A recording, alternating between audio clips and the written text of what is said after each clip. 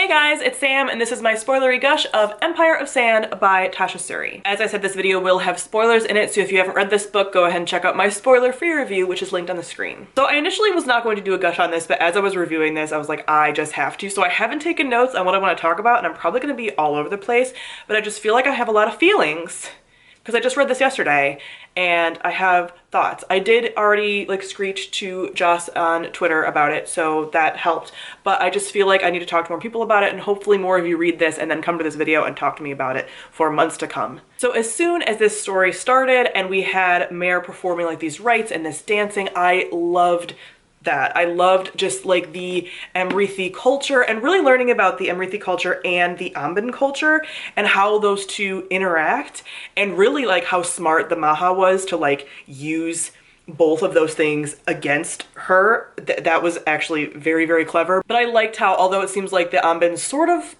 it's hard because it's like, it almost feels like they do oppress their women by like having them vow to the men and their husbands and like take on their burdens, but it seems like they also share a place of equality with their husbands in that way because they're part of a lot of like their discussions and their business discussions, and they're there in a lot of these like meetings and such, but we don't get to see a lot of the Amban stuff. I think that might be more of a thing in the next book and get to see more of that culture, since this one was a lot of like the Amrithi culture.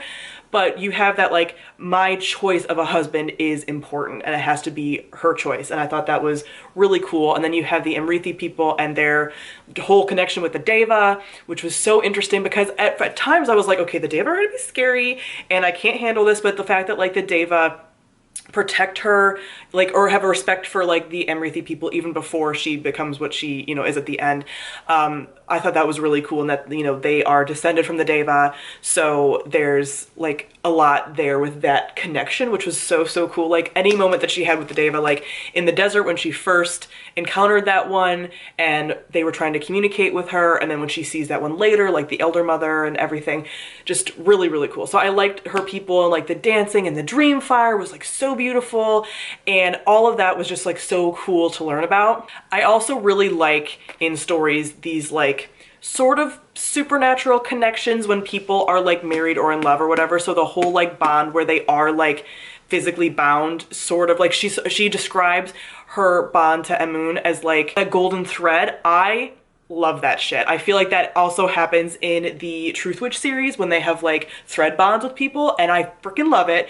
It is, I just love it so much. So because I just am like, I'm a cynical romantic, so when I do enjoy romance, I'm like all there for it. So this whole like bound together, but in a way that they like chose to be, I love so much. So I love how slow their romance did simmer, and that they have this like respect for one another, that they felt like enemies at the beginning, but really she discovers pretty quickly that he's not her enemy, that she can easily read him and all of his emotions, and that they were never at odds with one another, and that he like put off everything to try to like protect her and give her a chance to be free, and he didn't even like really know her at that point. Oh my gosh, I just love it. The Maha was so creepy, and his people and how fanatical they were for him, but that made so much sense and was obviously such an important part of the story as well.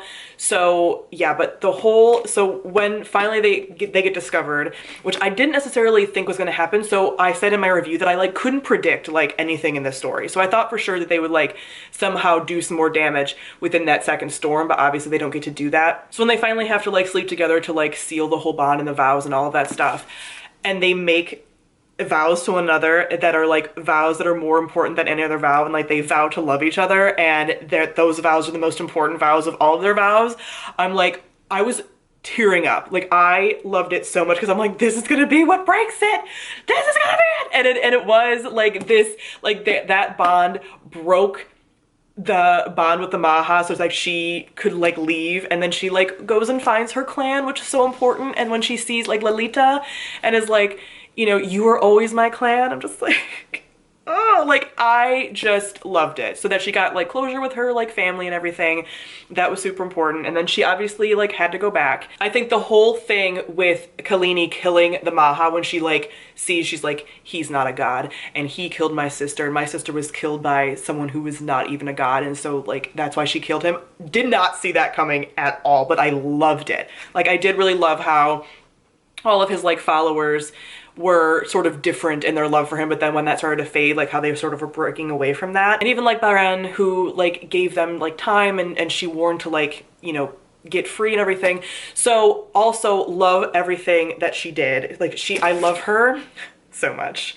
So when she goes into the Dreamfire like by herself at the end and like talks to the Deva, and they're like, you know, we can protect you, because everyone is like terrified of like what the gods are gonna do because the gods are pissed. So I thought that was like a cool element where like even the Amrithi people and like her mom were like, someone has to do his bidding just to keep the world sort of in balance, even though it's hurting their people. And she was like, no, and goes and like breaks everything, but is also like, you can't destroy the world. And the Deva were like, we can help you. And she's like, I'm not going to make a vow to you because I already have a vow that's the most important vow. But that they still kept their promise to her even though they didn't bargain with her. Like the Deva are like protecting her now. Like at the end when the Deva were like around her, like she's not commanding them, but like Abraham, I think it's Abraham, was trying to kill her and the Deva like killed him. I was like, oh my god.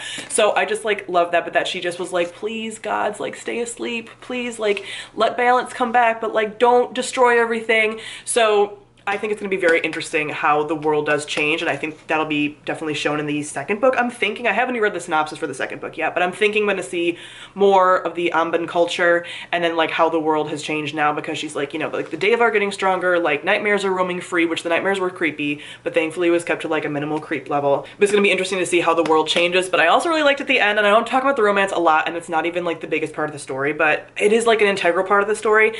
I liked how she was like, I want this to be your choice, and he's like, yes, I choose to stay here with you and court you. And like the whole thing, like in the initial scene when he was like, I would have courted you, like, and he's like, let me court you now, and she's like, I'll court you too. I just love them. I just really liked how this romance, like this is not a romance book by any means, or like a fantasy romance, but it was woven in here so skillfully, so it didn't feel like it was taking away from the plot at all. It was like a part of the plot. Like it was woven into the plot and essential. So I loved that, and I'm just so like happy that they're like happy and good and like recovering from their trauma, and like the people, like the Amrithi people are all like coming there, and like they're all together, and like the clans are like reforming and everything, and it just makes me super, super happy. I love them all so much, and I hope they're all continuing to be happy. I feel like I'm probably forgetting things, but that's the majority of it. I could envision everything in this story.